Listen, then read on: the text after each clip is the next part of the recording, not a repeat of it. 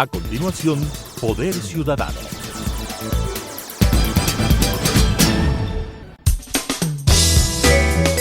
Clasificación B, bajo supervisión de un adulto.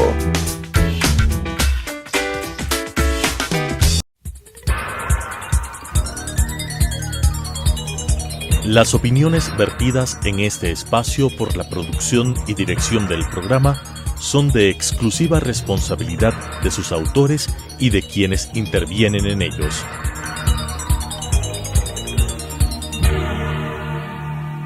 Telesucesos Canal 29 UHF presenta Poder Ciudadano, una ventana construida desde la visión plural ciudadana para la expresión de sus anhelos, demandas y aspiraciones, con la conducción del doctor Patricio Picón. Poder Ciudadano. Saludos cordiales.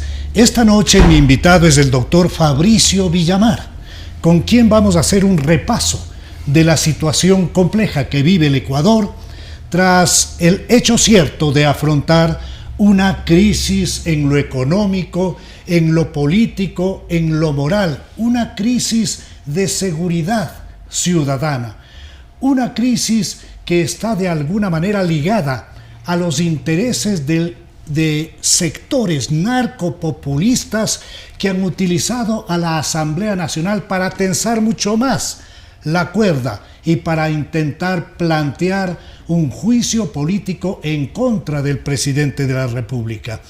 Fabricio, buenas noches. ¿Cómo ves tú la situación compleja que vive el Ecuador? Qué gusto poder compartir este espacio, doctor, contigo y con quienes tienen la gentileza de vernos de estas horas. Y de lo que tú presentabas, quizás vale la pena arrancar con dos escenarios sobre los cuales vale la pena conversar. Adelante, sí, Fabricio. Sí hay una crisis institucional, hay una crisis de la política, hay una crisis social, hay una crisis económica, pero también creo que hay una crisis de la ciudadanía. Porque resulta que si es que nosotros decimos, bueno, y estos gobernantes que no hacen lo que nosotros estamos esperando, que no solucionan los problemas de la inseguridad. ¿Qué hacemos nosotros como contrapartida? Claro.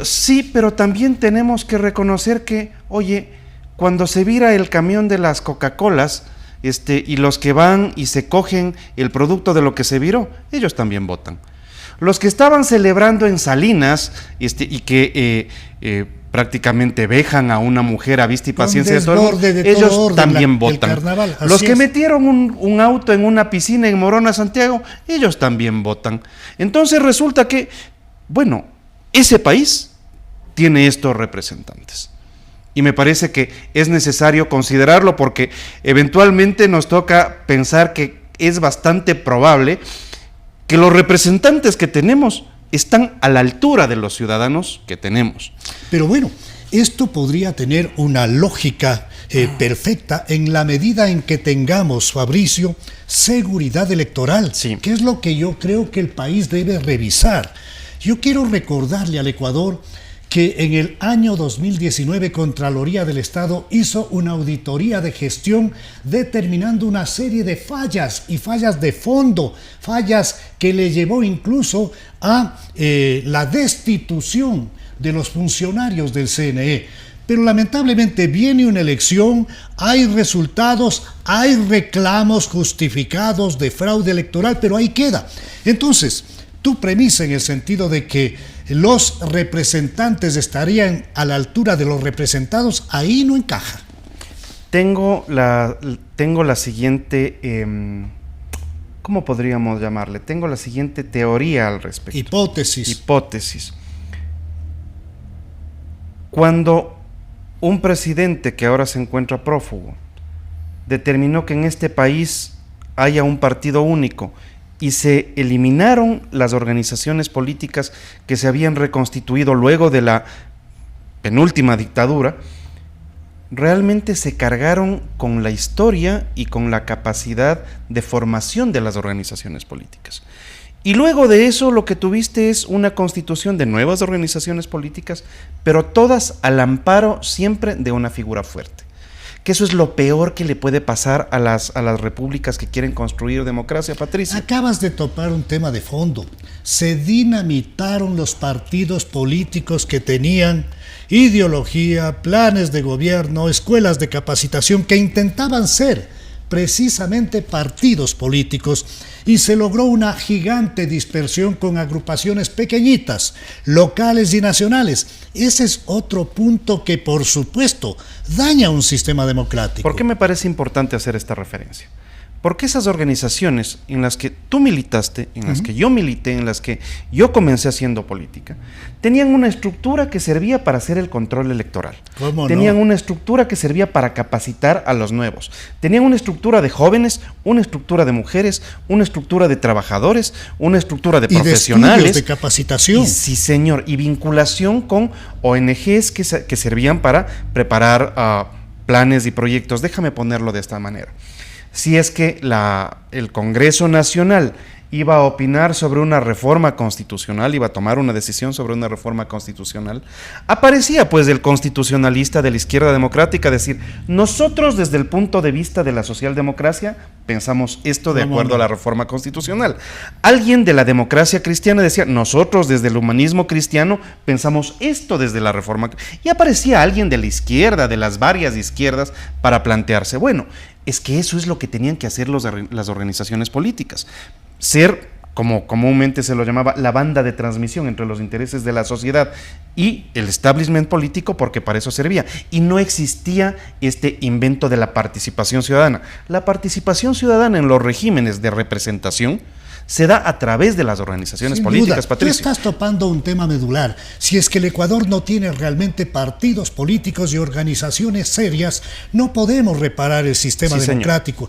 Señor. Y esto fue algo que se copió de Venezuela, se lo incorporó en la Asamblea de Montecristi y se hizo de lo que se llamaba de manera peyorativa la partidocracia, un caballo de pelea para destruirla y para generar esta dispersión que le es muy útil a quien tiene entre el 20 y 22% del electorado cautivo.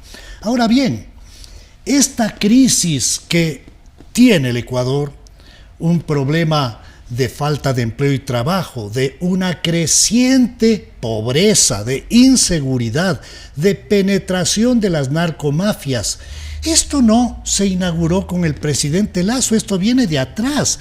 ¿Qué conexiones encuentra Fabricio Villamar con el populismo y este nuevo elemento que rompe la seguridad y la tranquilidad de un país, que es la presencia de narcomafias? Esta es una consecuencia absolutamente lógica de la globalización. Ya no somos las repúblicas en donde vivías de alguna manera en la sierra enconchados, en la costa enconchados, sino que recibimos parte de los costos y beneficios de la globalización. Quiero recordarte que en los años 90, por ejemplo, los ecuatorianos vivían espantados de que vienen los colombianos y ahora, ¿qué es lo que va a pasar con los colombianos?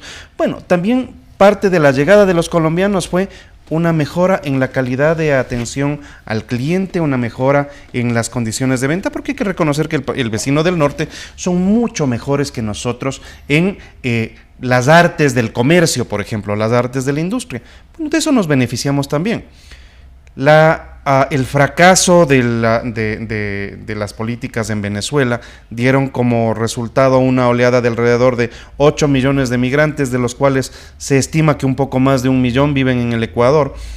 Con lo bueno y lo malo, las primeras oleadas de migrantes, sabes que venían venezolanos que se habían formado en universidades, que eran profesionales y que vinieron y se instalaron rápidamente, otros pasaron del Ecuador directamente a los Estados Unidos y finalmente lo que llegó fueron los que siempre votaban por el chavismo y que ahora son los que les encuentras en las calles. Y cuando tienes esos procesos de migración, no solamente tienes el uso de las costumbres, es decir, muchos de nuestros televidentes ahora es bastante que estén más cercanos a comer una arepa de lo que estaban hace 20 años, pero al mismo tiempo también tienes la transnacionalización de formas delictuales que nosotros no conocíamos, de violencia y de agresividad diferente de la que nosotros conocíamos. Así es, Fabricio Villamar enfoca el tema de la globalización con aspectos buenos y malos, así es la verdad.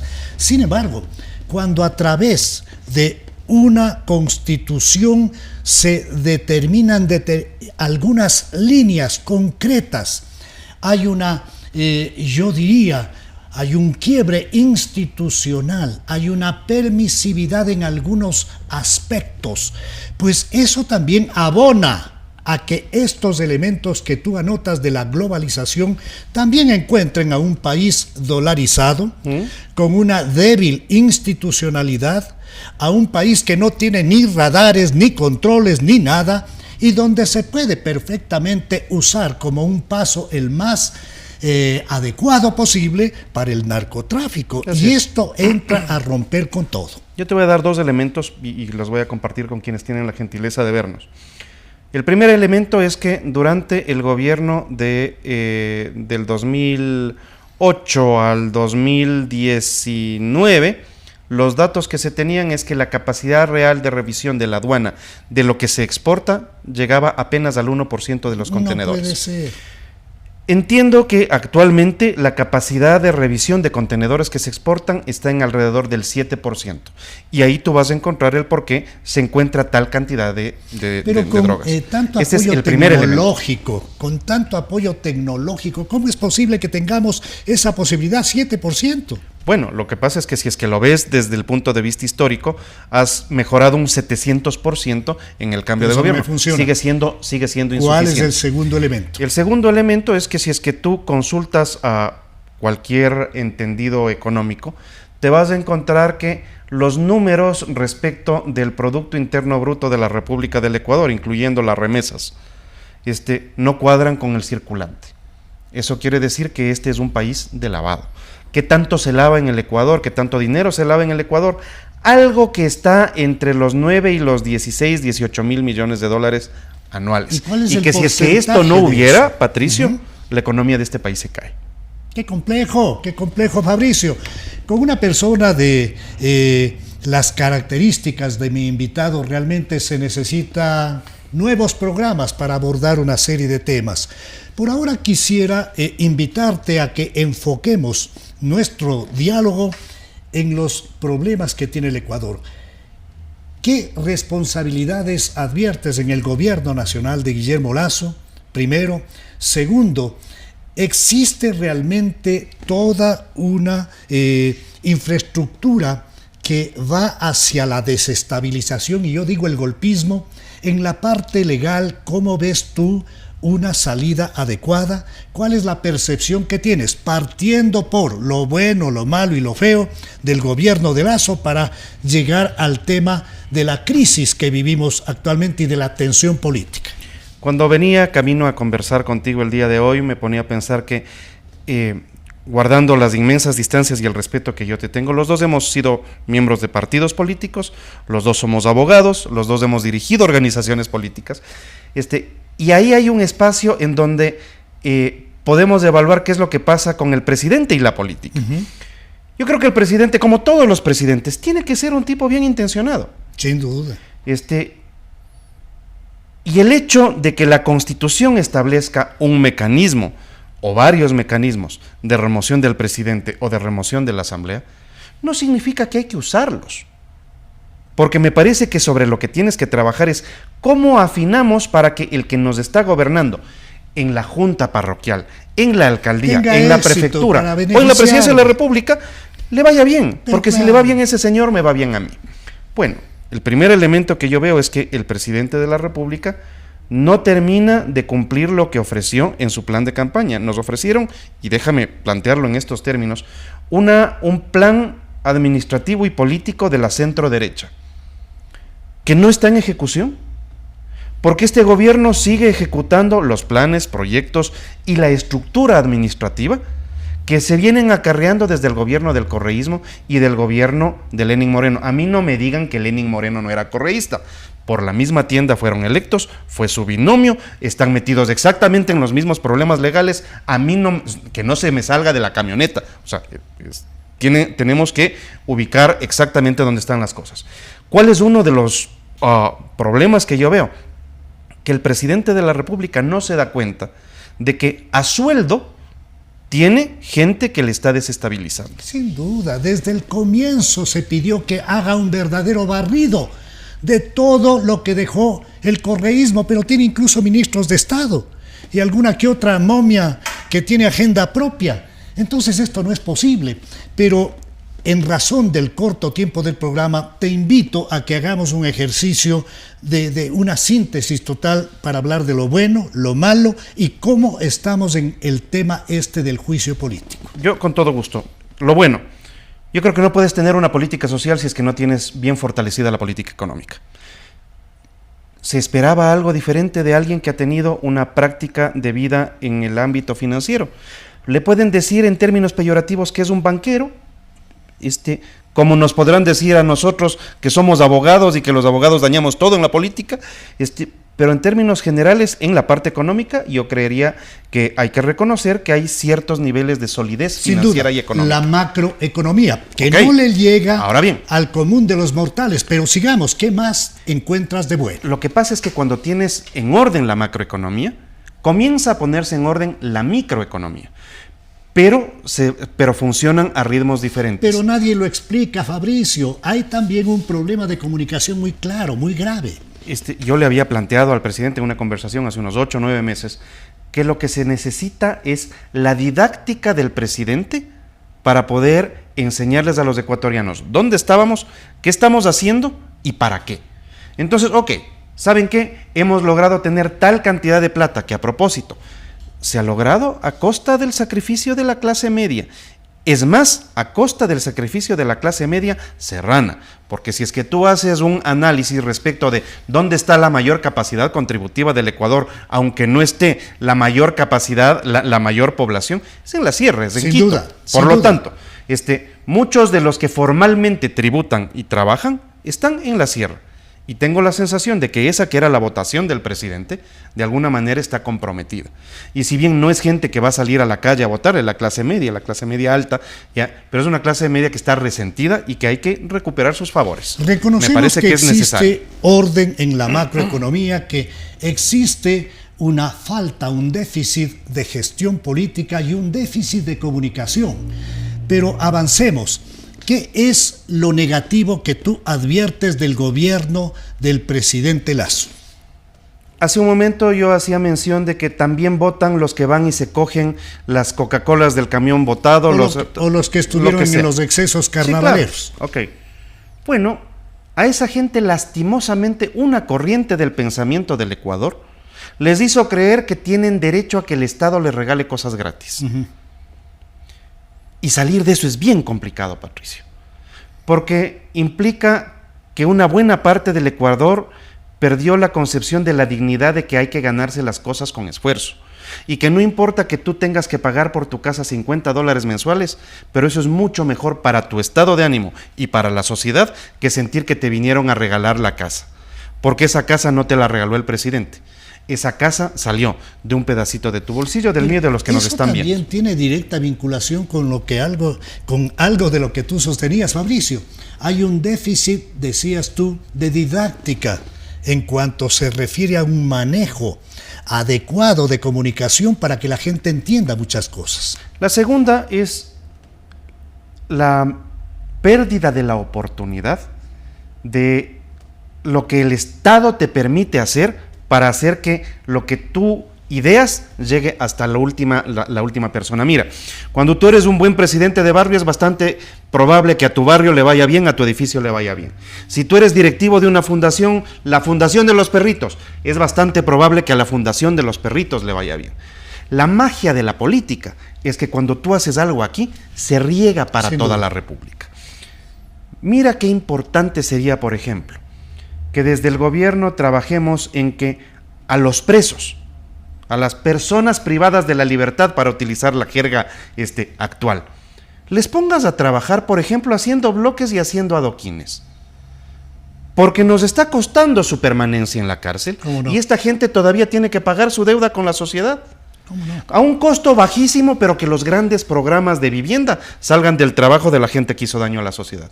Mira qué interesante que sería que el pequeño productor lechero de algún cantón de arriba del Carchi, que no logra vender a buen precio su leche, se le compre y que con esa leche estemos dedicados a satisfacer las necesidades de alimentación básica de los niños del mismo Carchi. Y lo mismo en Cotopaxi y en Chimborazo y en Tungurahua. Y lo mismo en Pichincha.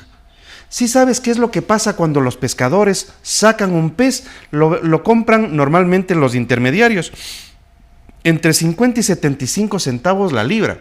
Y cuando llega a Quito, la misma libra de pescado te la venden a 4 y 5 dólares. Trabaja lamentablemente el pescador y el productor y el que está lidiando en la tierra para favorecer a una larga cadena de intermediarios.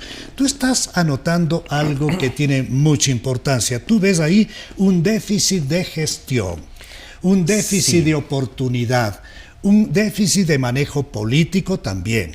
Sí, porque tengo la sensación de que uno es el gobierno que llegó con esta visión de acercarse a los jóvenes, con los zapatos rojos, esta voluntad de abrir el espacio, de yo no voy a opinar en términos de lo que mi religión me significa para mí, sino en términos de lo que el Estado laico requiere, y otra termina siendo la práctica. Creo que el presidente tiene una oportunidad de reenrumbar, sí, exactamente igual que todos los ciudadanos todos los días. Hablaba con un entendedor de la política internacional en los días anteriores y me decía, oye, acuérdate que a Obama le fue mal los 2 primeros años, no, hasta poder poner en orden el país que él quería gobernar. Yo recuerdo de Paco Moncayo en la alcaldía de Quito. Tuvo los 2 primeros años. Y luego hizo una muy buena gestión.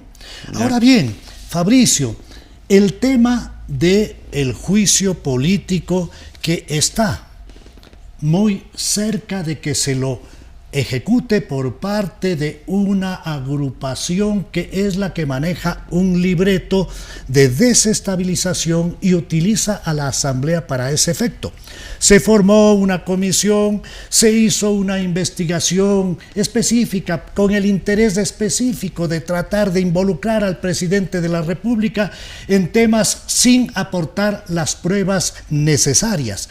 De eso a presentar una acusación constitucional con al menos 46 firmas, se lo puede hacer.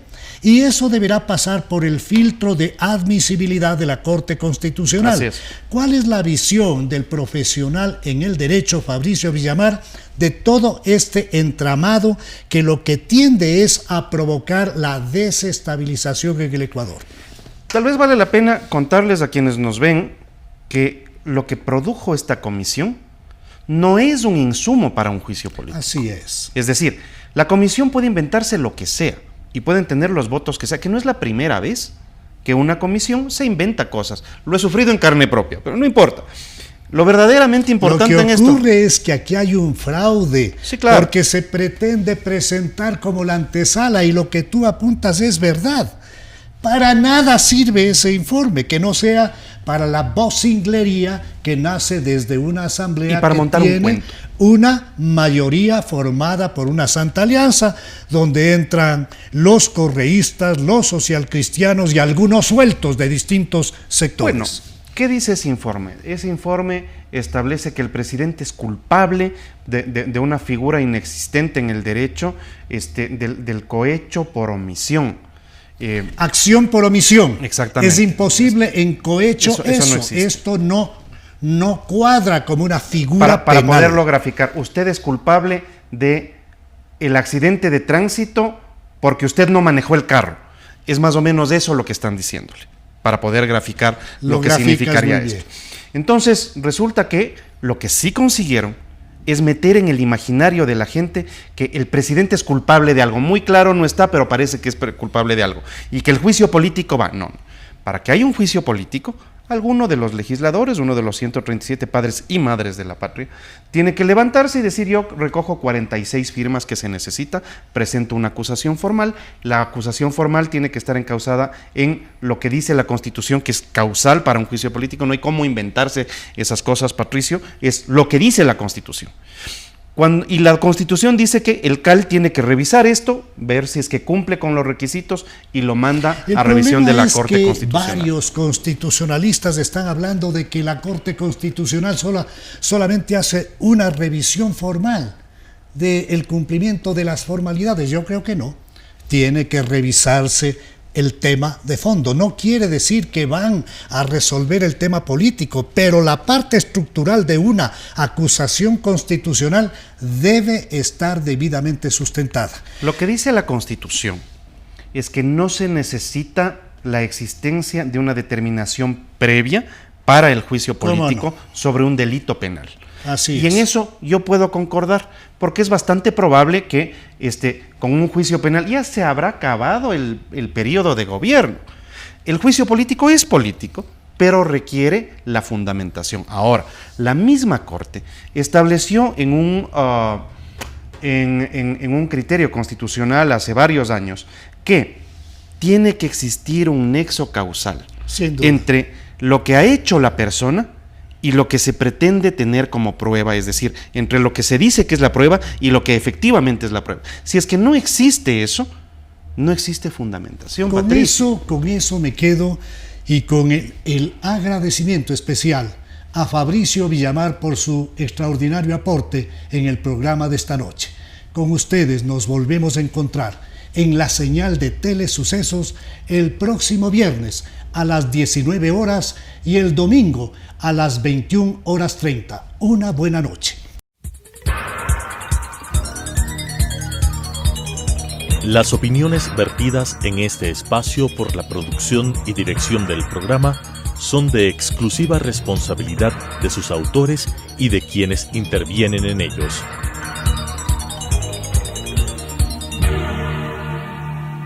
Telesucesos Canal 29 UHF presentó Poder Ciudadano, una ventana construida desde la visión plural ciudadana para la expresión de sus anhelos, demandas y aspiraciones, con la conducción del doctor Patricio Gijón. Poder Ciudadano.